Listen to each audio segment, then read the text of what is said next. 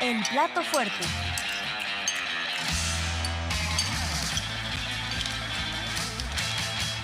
Oye, luego es medio incontrolable qué pasa atrás. El otro día estaba Miguel haciendo su reporte y alguien aparece atrás y grita. Sí, ¿No lo no, viste? bueno, aprovechan el Miguel. momento ahí. Así es.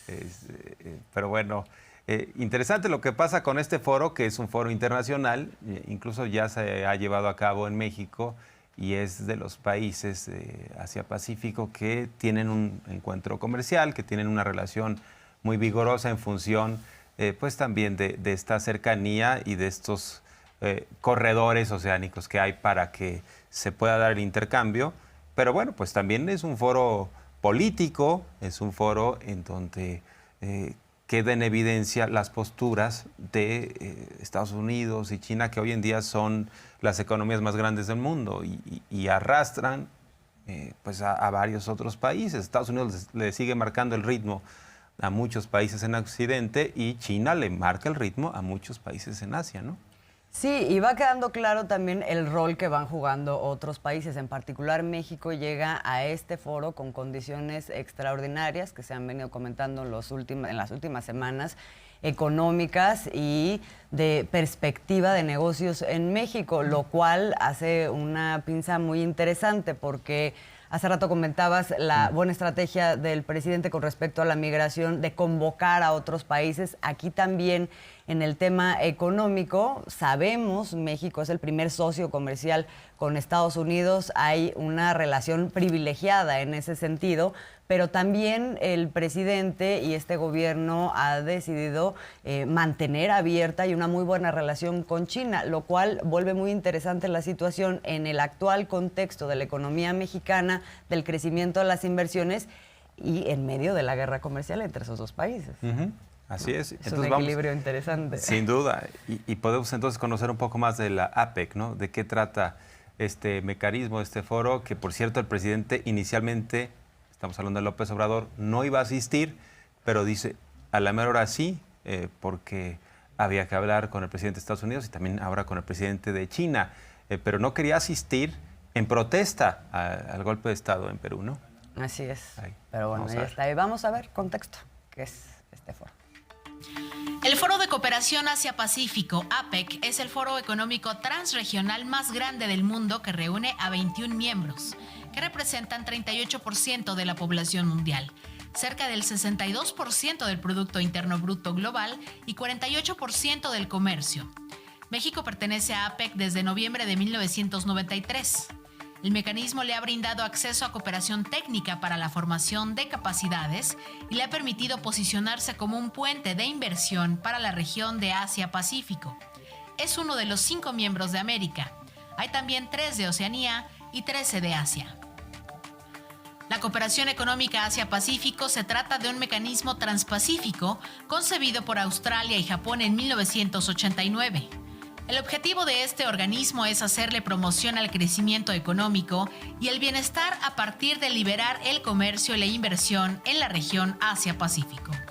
La fortaleza de APEC se encuentra en su capacidad para lograr que los países trabajen juntos en iniciativas grandes.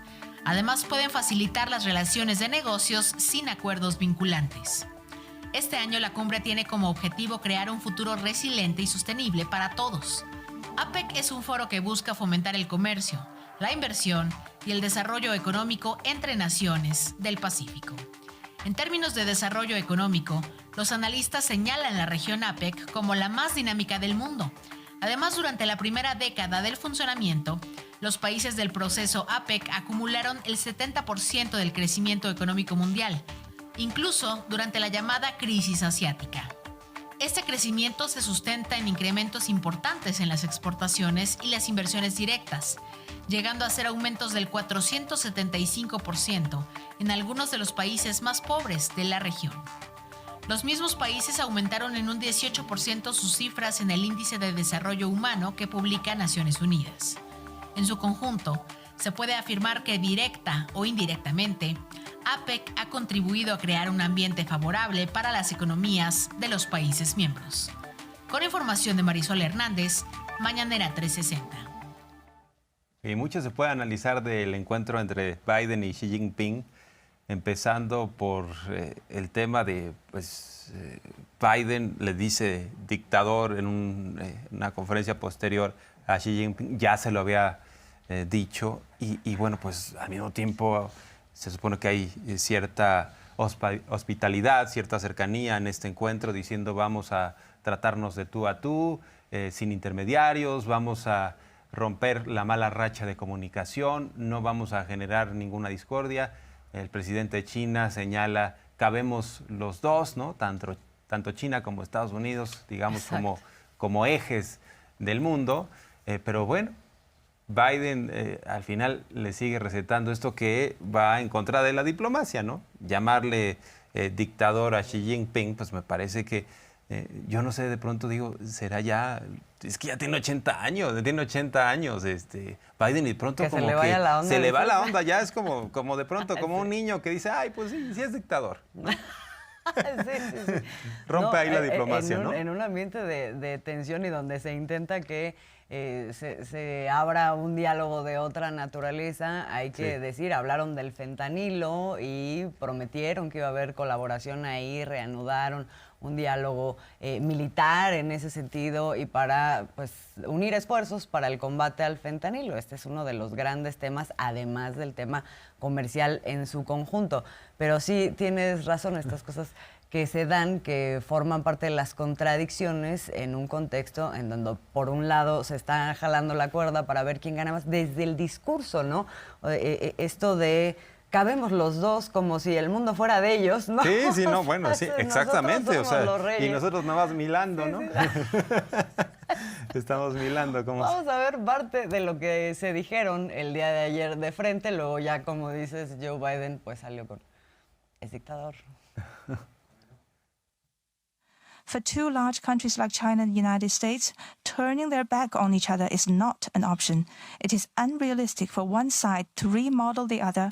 I'm still of the view that major country competition is not the prevailing trend of current times and cannot solve the problems facing China and the United States or the world at large. Planet Earth is big enough for the two countries to succeed, and one country's success is an opportunity for the other. I value our conversation because I think it's paramount that you and I understand each other clearly, leader to leader, with no misconceptions or miscommunication. We have to ensure that competition does not veer into conflict. Bueno, y hay que destacar que... no, bueno, interesante, ¿no? Cómo están viéndose de frente y sí, así que pero en esta lógica de no es cómo colaboramos y también con otros países para que el mundo corra mejor, las economías también, sino cómo nos repartimos el pastel para que no haya conflicto entre nosotros. Es muy interesante cómo sigue prevaleciendo pues esta mentalidad imperialista a la mera hora, ¿no? Sin duda, hay que reconocerlo. Y yo no sé si hubo patadas por debajo de la mesa ahí o algo, pero, o sea, en términos diplomáticos ya ha habido una fricción muy fuerte.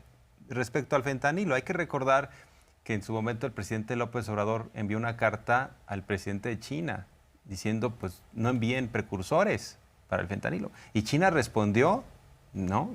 Duramente, dijo, nosotros no estamos enviando precursores. Y bueno, pues el tema es que Estados Unidos dice, los narcos mexicanos nos están trayendo fentanilo. ¿De dónde salen los precursores?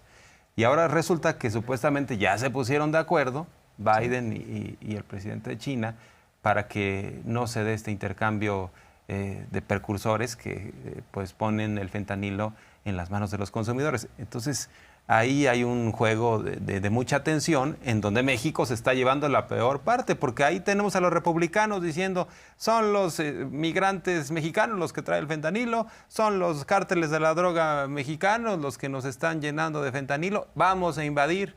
Y México queda en medio de este asunto. Sí, queda en medio y con un esfuerzo que ha venido realizando tanto en su relación diplomática con China como al interior de México, ¿no? Los esfuerzos por desbaratar laboratorios, pero particularmente con China, que tiene que ver con todo este entramado, pues es ubicar, digamos, o darle trazabilidad a la entrada de fentanilo, porque por un lado entra para propósitos médicos, pero no se, o sea, se quiere evitar que eso se desvíe a la producción de fentanilo, que termina siendo lo que llega a Estados Unidos. No es el único lugar, por cierto, México, por el que entra fentanilo a Estados Unidos, y vale la pena recordar pues el contexto de cómo está todo este fenómeno. Vamos a ver. This drug is a monster. El fentanilo es una droga sintética que fue fabricada con fines terapéuticos como sedante. Es una sustancia química elaborada en laboratorio que provoca efectos sobre el sistema nervioso central, así como múltiples alteraciones orgánicas. Al ser una droga fácil de fabricar y de bajo costo, el fentanilo ha sustituido a otros opiáceos, como los medicamentos con recetas. Cuando hablamos del fentanilo, tenemos que hablar de los fentanilos, porque no es una sola sustancia, es una familia de sustancias. Una de ellas es el fentanilo, quizás el más popular, pero está el carfentanilo también, el China White o el alfa-fentanilo, que todos son derivados análogos, se parecen a la molécula del opio, pero vienen de un laboratorio, son productos totalmente sintéticos. Y es No hay nada de sustancia natural. No, viene absolutamente de un laboratorio, y eso es una de las cuestiones que hace que sea tan barato y tan fácil de pasar de un lugar a otro, ¿no? También es un despropósito el llamarle el diablo, porque si uno tiene cáncer o una enfermedad terminal en donde está sufriendo de dolor, vaya que es un ángel el fentanilo, porque no tenemos ninguna otra sustancia que alivie el dolor como lo hace esta sustancia. El costo de producción del fentanilo es de 32,000 pesos por kilogramo y se oferta en 500,000 pesos, generando utilidades de más de 1,500%. China es el epicentro de distribución de sustancias para la producción de fentanilo. Cabe recordar que a mediados de la década de los 2000, la sustancia se volvió inmensamente popular por su bajo costo, al mismo tiempo que las regulaciones chinas eran laxas, además de una corrupción generalizada. Si bien China buscó regular dos precursores clave de fentanilo en 2019 y ha tenido un cierto efecto disuasorio, la verdad es que China sigue siendo la principal fuente de este opioide sintético, aunque sigue varias rutas que se extienden por todo el planeta. La primera va directamente de China a Estados Unidos, otra parte de China y pasa por Alaska, y una más viaja hacia Canadá y en una ruta parte de la India hacia México y luego a Estados Unidos. La Secretaría de la Defensa Nacional ha informado que el fentanilo llega a México a través de la costa del Pacífico, donde pasa por los puertos de Manzanillo en Colima y Lázaro Cárdenas en Michoacán. Posteriormente llega al norte del país pasando por Jalisco, Nayarit, Sinaloa, Sonora y Baja California. Durante las últimas semanas, legisladores republicanos lo han utilizado como pretexto para exacerbar sus tentaciones intervencionistas. Bueno, sí, el hemisferio sur hemos sido el chivo expiatorio tradicionalmente de este tipo de problemas. Y pues hay que hablar con la verdad, ¿no? Y de frente a la sociedad, en el sentido de que si no hubiera una demanda tan poderosa por estas sustancias, no estarían presentes en nuestro territorio. El tráfico de fentanilo representa un nuevo reto para las autoridades en la frontera, pues su accesibilidad, transporte, precio y daño obedece a lógicas distintas que a las de otras drogas usadas en el pasado y que hoy representa una auténtica epidemia. Parece que la receta ideal es el que tengamos acceso, pero sin exceso a estos medicamentos que son indispensables en los quirófanos, en los hospitales.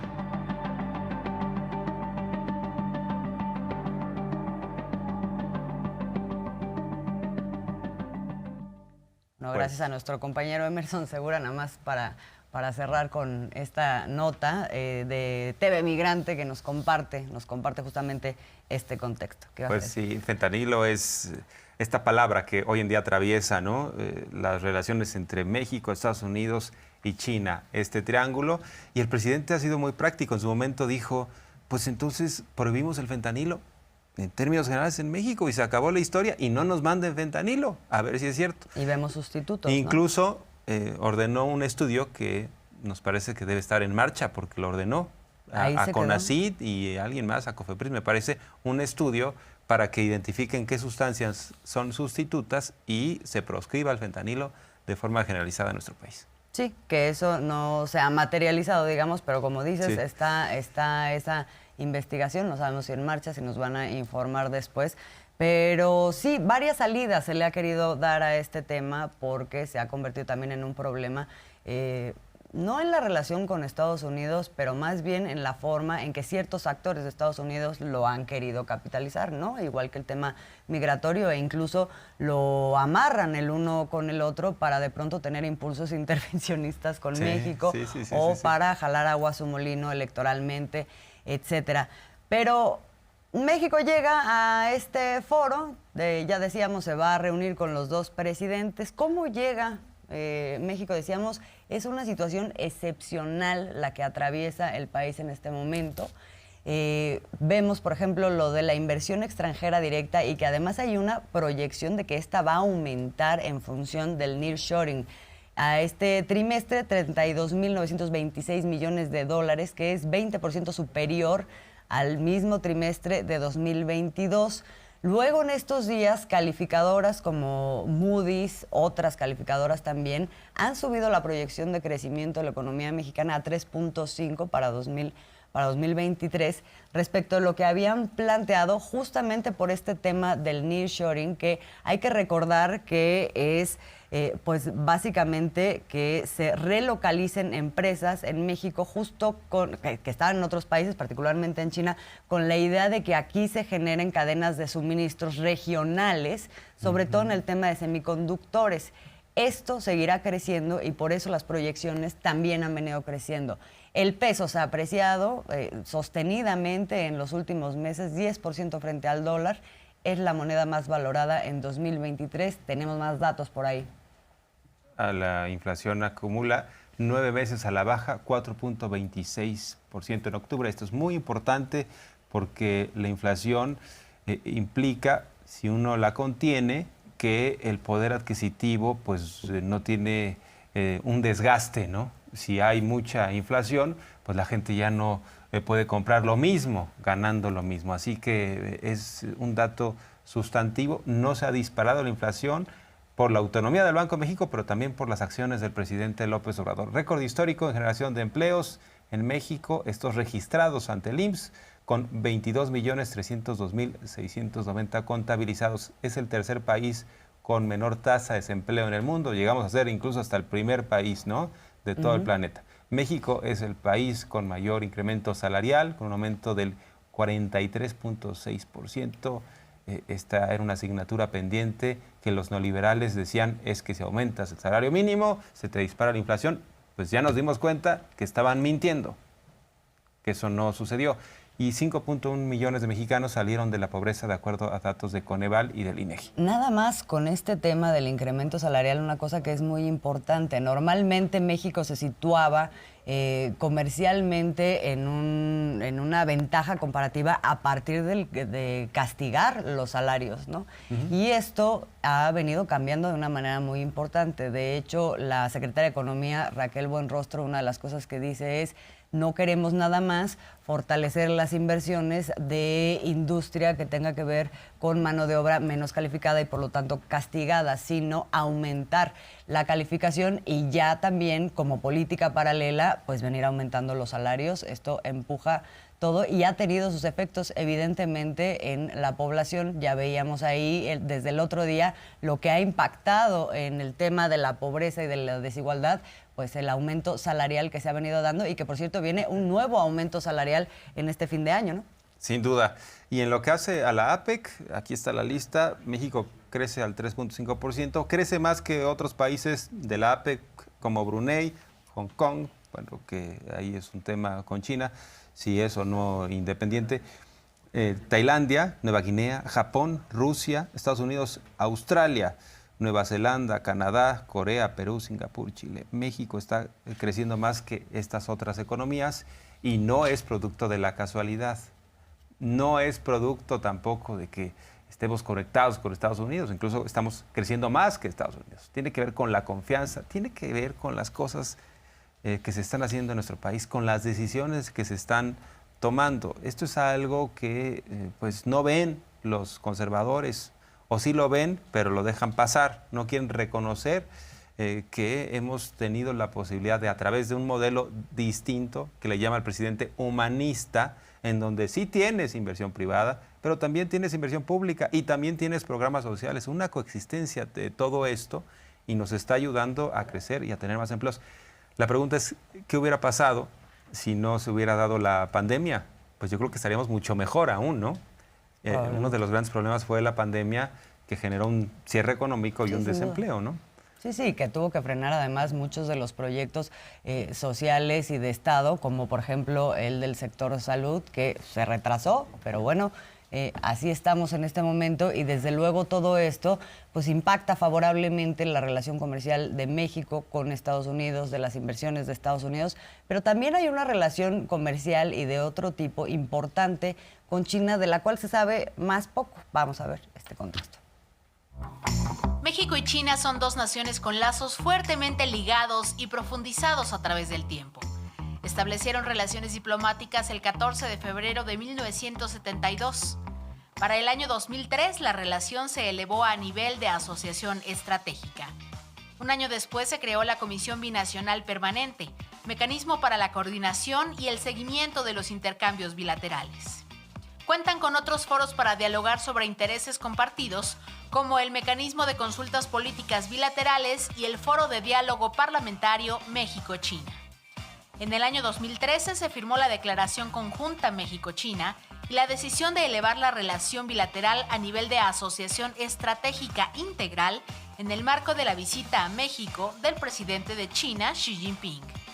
Durante la pandemia de COVID-19, el diálogo se intensificó para impulsar la coordinación entre ambos países para la contención de la pandemia. Ambas naciones establecieron un puente aéreo entre Shanghái y la Ciudad de México para el traslado de diversos insumos médicos y de protección a México y su cooperación para el suministro de diversas vacunas. La presencia de México en China se compone, además de la embajada en Beijing, de los consulados generales de México en Shanghái, Guangzhou, Hong Kong y la oficina de Bancomext en Beijing. En materia económica, China se ha convertido en el primer socio comercial de México en la región de Asia-Pacífico, en su segundo socio comercial en el mundo y su tercer mercado de exportación. Con información de Laura Durán, Mañanera 360.